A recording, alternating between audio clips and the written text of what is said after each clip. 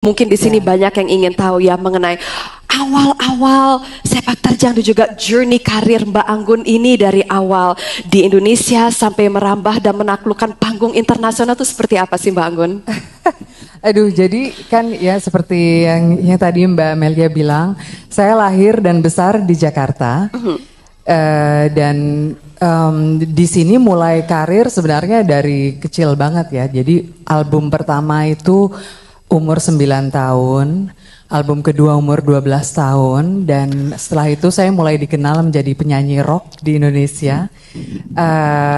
Karena pada saat itu saya bekerja sama dengan Om Ian Antono yang gitarisnya God Bless, dan dibikinkan lagu oleh Om Teddy Sujaya yaitu drummernya God Bless. Dan kemarin ini kira-kira beberapa hari Jumat kemarin ada konser 50 tahunnya God Bless dan saya sempat jadi salah satu penyanyi. Jadi senang banget karena kayak kita reunian gitu.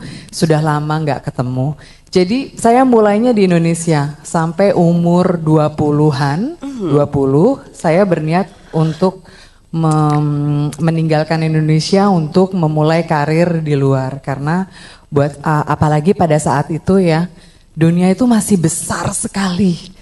Dan saya selalu pikir ya untuk menjadi bagian dari dunia ini sayanya yang harus pergi. Karena kan karir internasional nggak bisa didapat dalam koresponden ya, nggak mungkin. Jadi harus ke sana, harus pergi dan berjuang. Dan waktu itu saya meninggalkan Indonesia pada saat umur hampir 21. Dan 3 tahun kemudian saya desain. Waktu itu perginya ke London dan pengen mencoba di sana, tapi nggak berhasil karena pada saat itu banyak sekali record label yang kepingin masukin saya jadi kayak satu grup kayak seperti Spice Girls atau pokoknya girl group gitu.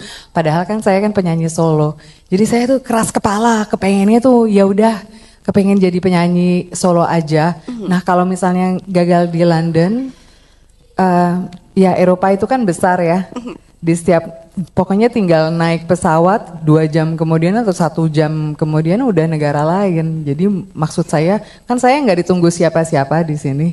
Ya udah dengan bekal nekat aja mencoba di negara lain. Akhirnya saya coba di Perancis. Dan di situ tiba-tiba inilah yang negara yang membuka pintu dunia buat saya. Gitu. Luar biasa sekali Mbak Anggun, dan tentu di saat itu, di saat sebelum ada sosial media itu adalah dunia yang waduh beda dengan sekarang Mbak Anggun ya. Dan sekarang Mbak Anggun ini kan lebih menetap diam atau lebih banyak menetap di Prancis. Lalu apakah melihat ada perbedaan-perbedaan apa mungkin dari sisi karir ataupun dari culture, dari budaya dibandingkan dengan Indonesia? Ya beda semua antara, jadi kan harus beradaptasi dengan semua pergantian dan perubahan ini. Tapi kan ini normal dong, dalam hidup kan nggak pernah sama ya.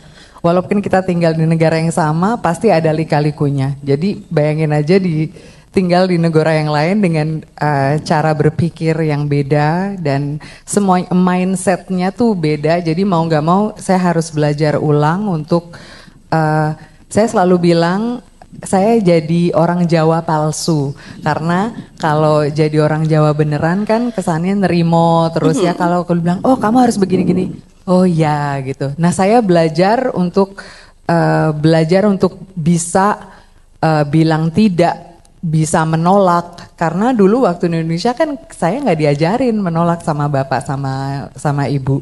Namanya juga orang Jawa. Jadi ya itu tadi. Jadi orang Jawa palsu dan harus stand up for yourself. Dan kalau ingin sesuatu itu kita harus direncanakan di atas kepala. Targetnya di sini dan mulai jalan pelan-pelan menuju ke situ. Dan ya kalau misalnya kita bersungguh-sungguh dan kita sangat jujur dalam melakukan sesuatu, insya Allah kan nanti dibantu. Gitu. Luar biasa, mari kita beri tepuk tangan yang meriah untuk Mbak Anggun, luar biasa banget. You learn from the failures and you fight for the stars, benar-benar Mbak Anggun ya.